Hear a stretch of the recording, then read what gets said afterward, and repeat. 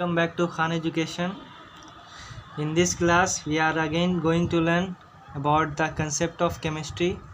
In previous class, we have learned about what is basic concept of chemistry. That is, we learned about the matter, what is volume, and what is density.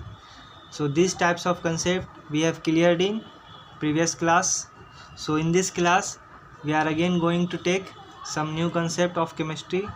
So this is the series of chemistry from basic to advanced level, from bottom to top level, for all those who are aspirants of between 6 to 10.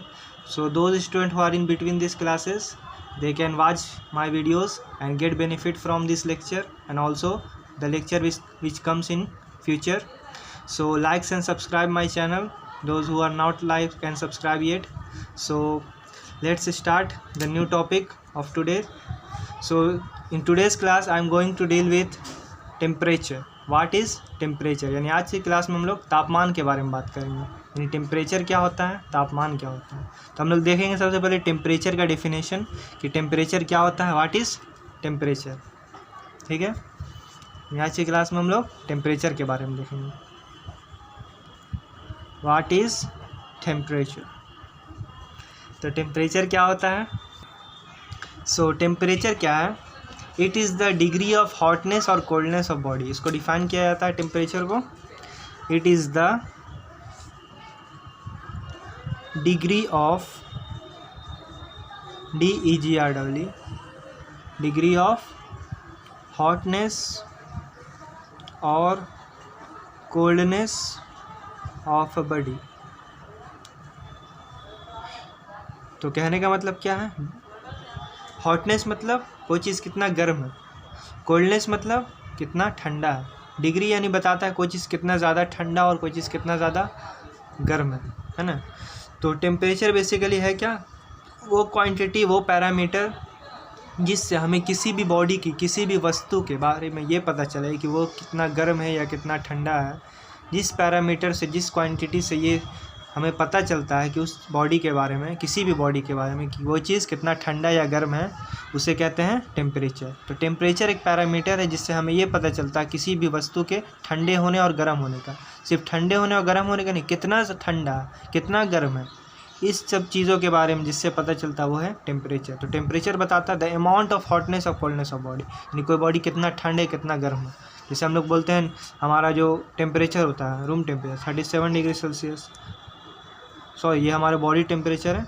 37 degree Celsius क्या होता है हमारा body temperature, which is constant. Body क्या है, temperature body का.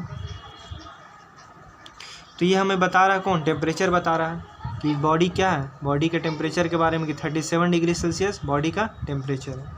तो temperature basically क्या, और जैसे रूम टेम्परेचर जनरली हम लोग जानते हैं 25 डिग्री सेल्सियस होता है, which is fluctuating according to the season. तो हमारा जो body temperature which is constant, जो कांस्टेंट रहता है 37 डिग्री सेल्सियस. 25 डिग्री जनरली जो होता है ये रूम टेम्परेचर, बट सीज़न के according this can be fluctuated room temperature. तो टेम्परेचर बेसिकली है क्या, कोई चीज़ कितना गर्म है कितना ठंडा है, अमाउंट उसके बारे में बताता है टेम्परेचर. सो टेम्परेचर के बारे में हम लोग समझ गए. और एक टेम्परेचर का यूनिट हम लोग देखेंगे. टेम्परेचर का यूनिट क्या था, नहीं टेम्परेचर को किन किन चीज़ों पे हम लोग नापते हैं, मापते हैं. जैसे मास को हम लोग केजी में मापते हैं, ग्राम में मापते हैं ना. पिछले क्लासेस में, previous class you have heard about how much types of unit be taken for mass. It is quintal, और हम लोग क्या लिया था, टन लिया था, है ना. तो अलग अलग रिलेशन भी बताया था उसमें, और भी अलग अलग यूनिट बताया था. तो उसी तरह से टेम्परेचर को मेज़र करने के लिए, टेम्परेचर को मापने के लिए अलग अलग यूनिट होता है. जैसे कि एक होता है सेल्सियस. सेल्सियस क्या एक यूनिट है, ठीक है, टेम्परेचर का. फिर होता है केल्विन होता है, ठीक है, it is also the unit. Kelvin is the SI unit of temperature. Temperature का SI यूनिट, एक होता है यूनिट और एक होता है SI यूनिट. यूनिट बेसिकली है कि उससे भी मेज़र किया जा सकता है किसी भी क्वांटिटी को, और SI यूनिट से ही मेज़र कर लेंगे. SI यूनिट में क्या स्पेशलिटी है, उसको SI क्यों नाम दिया गया.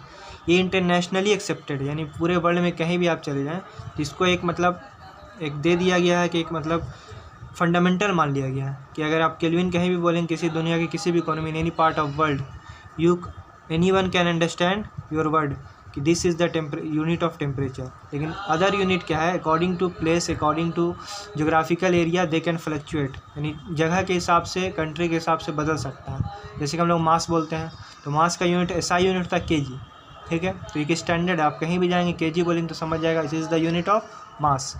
लेकिन अलग अलग जगह जो होता है मास का यूनिट अलग होता है। जैसे कि एक एग्जांपल लेते हैं ब्रिटेन का, ब्रिटिश सिस्टम में मास का यूनिट होता है पाउंड। जैसे हम लोग केक लेते हैं तो केक को बोलते हैं ना पाउंड, तो 1 पाउंड बराबर होता है 453 ग्राम। 1 पाउंड इज इक्वल टू होता है 453 ग्राम, ठीक है। हाफ kg से ऑलमोस्ट सेम है, मतलब 47 ग्राम लेस देन हाफ kg। तो 1 पाउंड जो हम लोग केक बोलते हैं 2 पाउंड कर दीजिए, 3 पाउंड कर दीजिए, तो ये सब केक वेक कहाँ से आया, ये सब आया ब्रिटिश सिस्टम यानी ब्रिटेन से। तो इसी में हम लोग पाउंड यानी उसका किसने जिस चीज़ को दिया है तो अपने ही सिस्टम में मेज़र करेगा, जाहिर सी बात है। तो उसी तरह मास का जो यूनिट है वहाँ होता है ब्रिटिश सिस्टम में वो पाउंड होता है, ना कि kg। तो 1 पाउंड बराबर होता है 453 ग्राम। तो उसी तरह से जगह के हिसाब से अलग अलग यूनिट लोग अपने कन्वीनियंट के लिए यूज़ करते हैं, लेकिन जो SI यूनिट होता है वो पूरे वर्ल्ड में लागू होता है। तो SI यूनिट समझ में आया क्या होता है। उसी तरह टेम्परेचर का यूनिट सेल्सियस भी होता है, लेकिन SI यूनिट नहीं है, SI यूनिट होता है केल्विन। सेल्सियस को हम लोग इस तरह से लिखते हैं C पे 1 डिग्री लगा कर, केल्विन को सिर्फ K लिखते हैं, इस पर डिग्री नहीं लगता, इसको याद रखना है। उस तरह से एक होता है फ़ारेनहाइट। फ़ारेनहाइट क्या होता है, ये भी यूनिट है टेम्परेचर का, this is also another unit of temperature. इसको हम लोग F पे डिग्री लगा के लिखते हैं, ठीक है। याद रहेगा किस तरह से इस टेम्परेचर का अलग अलग यूनिट हम लोग देते हैं, ठीक है। अब हम लोग देखेंगे इन तीनों में relation, what is the relation between this. तो what are the relation between this, now we can see here. तो पहले हम लोग देखेंगे relation between Celsius and Kelvin, यानी केल्विन और सेल्सियस में क्या रिलेशन है, क्या संबंध है आप इन दोनों में। तो हम रिलेशन देखेंगे किसके बीच में, relation between kelvin and Celsius. Celsius और केल्विन में क्या रिलेशन है, तो K बराबर होता है 273 प्लस C। ये होता है केल्विन और सेल्सियस में रिलेशन, यानी केल्विन बराबर होता है 273 प्लस सेल्सियस।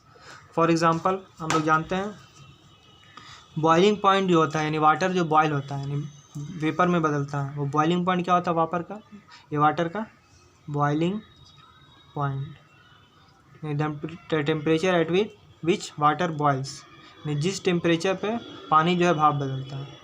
तो बॉइलिंग पॉइंट होता है हम लोग जानते हैं वाटर का 100 डिग्री सेल्सियस, 100 डिग्री सेल्सियस। तो हम लोग केल्विन और सेल्सियस में रिलेशन देखें 273 प्लस C होता है। अगर यही पूछे ये सेल्सियस में है वाटर का बॉइलिंग पॉइंट, किसका है, वाटर का, तो अगर इसको केल्विन में पूछे तो कितना होगा, तो इसी रिलेशन से हम लोग निकाल सकते हैं 273 प्लस C। तो C का वैल्यू कितना 100 है, तो यहाँ 100 रखेंगे, केल्विन आ जाएगा 373 केल्विन, ठीक है, केल्विन आ गया 373 केल्विन हो गया, ठीक है। तो इस तरह से हम लोग अगर दोनों में से कोई एक क्वांटिटी, अगर if we know about any one quantity then we can get the answer of the another one.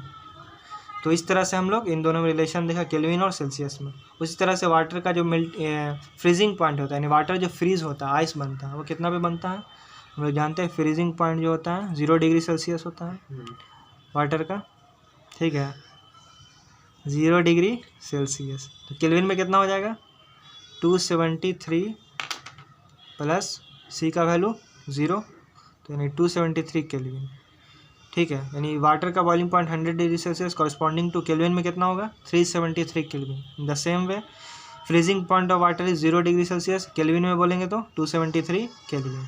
तो इस तरह से दोनों में रिलेशन होता है केल्विन और सेल्सियस में। अब हम लोग देखें relation between Celsius and Fahrenheit, यानी फ़ारेनहाइट और सेल्सियस में क्या रिलेशन होता है। यहाँ देखेंगे relation between Fahrenheit and Celsius. Fahrenheit और सेल्सियस में क्या रिलेशन है देखेंगे। F इज इक्वल टू होता है 9/5, ये 9 है, इंटू C यानी सेल्सियस प्लस 32, ये दोनों में रिलेशन होता है। फ़ारेनहाइट बराबर क्या होता है 9/5C प्लस 32, ये दोनों में रिलेशन, इसको याद रखना है। जैसे सपोज दैट अभी बताया वाटर का बॉइलिंग पॉइंट क्या है 100 डिग्री सेल्सियस, है ना। तो अगर पूछे फ़ारेनहाइट में कितना होगा तो अभी देखते हैं हम लोग। फ़ारेनहाइट में कितना हो जाएगा वाटर का बॉइलिंग पॉइंट 9/5 इंटू सेल्सियस अगर 100 होगा यानी C बराबर 100 डिग्री, है ना। यानी 100 डिग्री सेल्सियस है यानी वाटर का बॉइलिंग पॉइंट होता है। तो उसको अगर पूछे फ़ारेनहाइट में कितने पे बॉयल होगा तो दोनों में रिलेशन अभी देखा, फ़ारेनहाइट बराबर 9/5 इंटू C + 32। ये फ़ारेनहाइट और सेल्सियस में रिलेशन होता है। तो C बराबर रखेंगे 100 यहाँ पे। सो आफ्टर सॉल्विंग दिस 5 इधर क्या है डिनोमिनेटर में और यहाँ इधर 100 न्यूमरेटर में, तो यहाँ कटेगा कितने बार में 20 बार में कटेगा ये, है ना। और 20 इंटू 9 कितना हो गया 180 + 32। So what is the answer 212।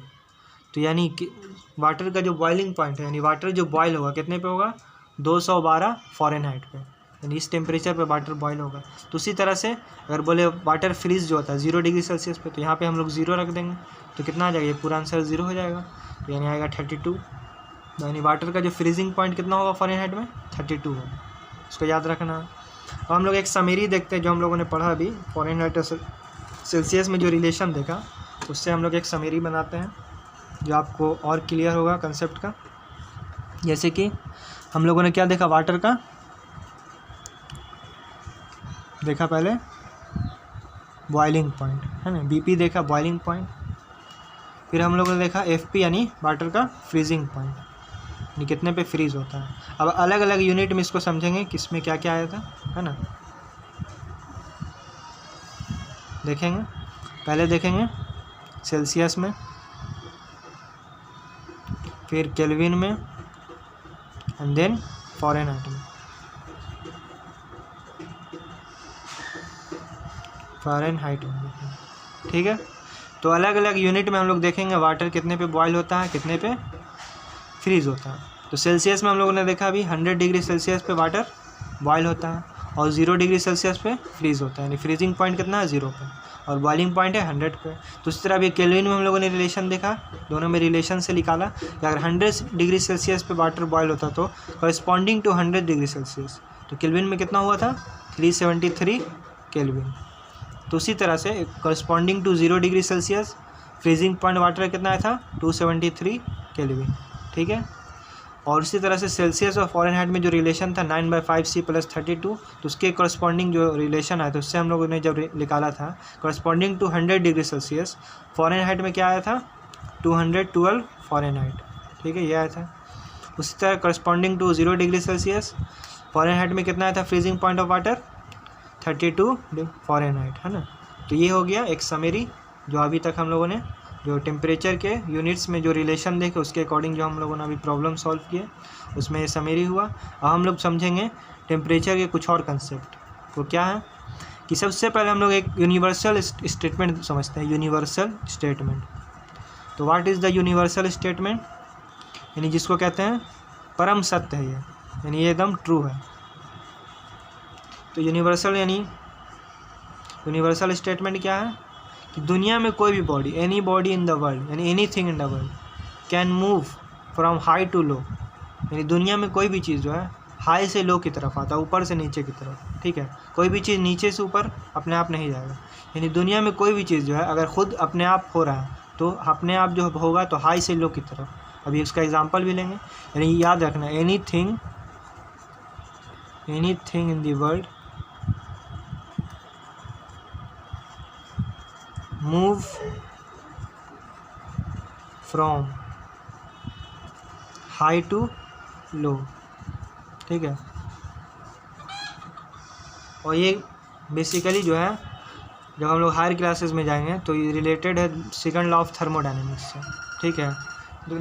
So universal statement क्या है, anything in the world move from high to low, यानी दुनिया में कोई भी चीज़ जो है हाई से लो की तरफ मूव करता है, ठीक है। समझेंगे कैसे, जैसे कि हम लोग देखते जो झरना होता है ना, वाटरफॉल। तो वाटरफॉल में क्या होता है, ऐसा तो नहीं है पानी जो फॉल करता है गिरता है नीचे से ऊपर, हमेशा क्या होता है ऊपर से नीचे गिरता है। अगर नीचे से ऊपर हमको करना है तो एक्सटर्नली हमको कुछ लगाना पड़ेगा, कुछ भी ऐसा सिस्टम करना पड़ेगा जिससे बाहर से उसको वर्क करके नीचे से ऊपर उसको भेजा जाए। जैसे मोटर लगा सकते हैं ना, कुछ भी, जैसे हम लोग घर में हम लोग देखते हैं टंकी होता है, तो टंकी को सबसे हाई फ्लोर पे रखा जाता है। ऐसा नहीं ना 3 फ्लोर का घर है और हम टंकी को फर्स्ट फ्लोर पे रख रहे हैं। अगर ऐसे करेंगे तो अगर फर्स्ट 3rd फ्लोर पे कोई अगर नल होगा उसको जब खोलेंगे तो पानी गिरेगा, नहीं गिरेगा। This is the common sense, ठीक है। तो ऐसा क्यों होता है? क्योंकि यूनिवर्सल स्टेटमेंट को फॉलो करता है कि कोई भी चीज़ दुनिया में हाई से लो की तरफ जाता है, यानी कोई ज़्यादा से कम की तरफ जाएगा। अगर हाई फ्लोर यानी जो टॉप फ्लोर पे अगर टंकी होगा तो बाकी जितने भी फ्लोर पे हम लोग उसी पे भी रहेगा, अगर उस फ्लोर पे भी नल रहेगा तो उस पर भी खुलेगा, और उसके नीचे जितना उस पर तो खुलना ही है, क्योंकि वाटर जैसे ही हम लोग ओपन करेंगे तो हाई से लो की तरफ वो उसका टेंडेंसी आने का, तो हाई से लो की तरफ क्या होगा, वो अपने आप मूव करेगा, और हम लोग जब नल खोलेंगे तो हमें ताज़ा पानी मिलेगा, ठीक है। तो उसी तरह से जैसे हम लोग घर में देखते हैं जब पानी मतलब टंकी में फुल करते हैं तो हम लोग ऐसा तो नहीं है कि बिना मोटर के अपने आप भरा जाता है। जब मोटर ऑन करते हैं, है ना, तो पानी एक हाई प्रेशर के साथ जाके फिल होता है टंकी में। तो बाहर से हमने एक वर्क किया, एक मोटर लगाया, तब जाके लो से हाई तक पानी जा रहा है। लेकिन वही अगर हमको हाई से लो लाना है तो सिंपली नल खोला, पानी आ गया, है ना। तो यही यूनिवर्सल स्टेटमेंट क्या है कि anything in the world move from high to low, यानी दुनिया में जो भी चीज़ है वो हाई से लो की तरफ आता है। तो उसी तरह से जो हीट होता है, हीट हम लोग समझेंगे हीट क्या होता है उससे पहले। तो हीट जो होता है, हीट का जो फ्लो होता है, ठीक है, वो होता है टेम्परेचर डिफरेंस की वजह से। टेम्परेचर डिफरेंस को समझ रहे हैं? टेम्परेचर में अंतर, जैसे बोले कोई 2 बॉडी है, एक बॉडी ए है, दूसरा बॉडी बी है, ठीक है। इसका टेम्परेचर है कैपिटल T1, कुछ भी हो सकता है, केल्विन में, सेल्सियस में, कुछ वैल्यू। इसका टेम्परेचर है कैपिटल T2, ठीक है। और सपोज दैट हमने मान लिया T1 is greater than T2, ठीक है। T1 यानी टेम्परेचर 1 जो है वो बड़ा किससे, टेम्परेचर 2 से, यानी 2 बॉडी में टेम्परेचर का डिफरेंस अंतर है। डिफरेंस मतलब अंतर, किसी का ज़्यादा किसी का कम, यही तो अंतर है ना। मान लेते हैं इसका T1 का वैल्यू कुछ मान लेते हैं 100 केल्विन है, ठीक है, और इसका वैल्यू 50 केल्विन। तो टेम्परेचर का अंतर है ना, इसका 100 इसका 50, तो डिफरेंस है टेम्परेचर में। और यहाँ पे लिख दिया T1 is greater than T2। तो 2 बॉडी है, इसका एक बॉडी का टेम्परेचर T1 है, दूसरे का T2 है। तो यूनिवर्सल स्टेटमेंट क्या बोलता है, anything in the world move from high to low. तो टेम्परेचर डिफरेंस हुआ है, तो टेम्परेचर डिफरेंस हुआ है, तो ये जो यूनिवर्सल स्टेटमेंट है उसको मतलब एक्सेप्टेबल करने के लिए, उसको ट्रू करने के लिए टेम्परेचर का फ्लो हो, यानी हीट का फ्लो होगा। तो टेम्परेचर डिफरेंस जो हुआ है, इसका 100 इसका 50 है, तो टेम्परेचर डिफरेंस की वजह से जो फ्लो होता है, जो क्वांटिटी, जो एनर्जी फ्लो होती है उसको कहते हैं हीट। तो हीट क्या है, वो एनर्जी है जो फ्लो होता है एक बॉडी से दूसरे बॉडी में ड्यू टू टेम्परेचर डिफरेंस। यानी जब 2 बॉडी में तापमान का अंतर होगा, टेम्परेचर का डिफरेंस होगा, तो जो एनर्जी एक बॉडी से या हाई टेम्परेचर वाली बॉडी से लो टेम्परेचर वाली बॉडी में फ्लो हो गया। बता दिया कि हाई से लो में क्यों होगा, क्योंकि अभी स्टेटमेंट पढ़ा यूनिवर्सल स्टेटमेंट कि दुनिया में कोई भी चीज़ हाई से लो की तरफ जाता है। तो जब 2 बॉडी में टेम्परेचर का डिफरेंस होगा तो हाई टेम्परेचर बॉडी से लो टेम्परेचर बॉडी की तरफ एक एनर्जी फ्लो होती है, उसी एनर्जी को कहते हैं हीट। समझना हीट क्या है, heat is the energy which is flow, पहले किस कारण से होता है, ड्यू टू टेम्परेचर डिफरेंस। अब कहाँ से कहाँ होगा, डायरेक्शन क्या होगा, from high temperature body to low temperature, यानी इस तरह से फ्लो होगा, है ना, H, यानी हीट जो होगा A से B की तरफ जाएगा। क्यों, because the temperature of A is greater than B, A का जो टेम्परेचर है B से ज़्यादा है, that's why heat flow from A to B, ठीक है। तो हीट क्या लिखेंगे, the energy which is flow due to temperature difference, ठीक है। टेम्परेचर डिफरेंस के कारण जो एनर्जी फ्लो होता है एक बॉडी से दूसरे बॉडी में, उसको कहते हैं हीट।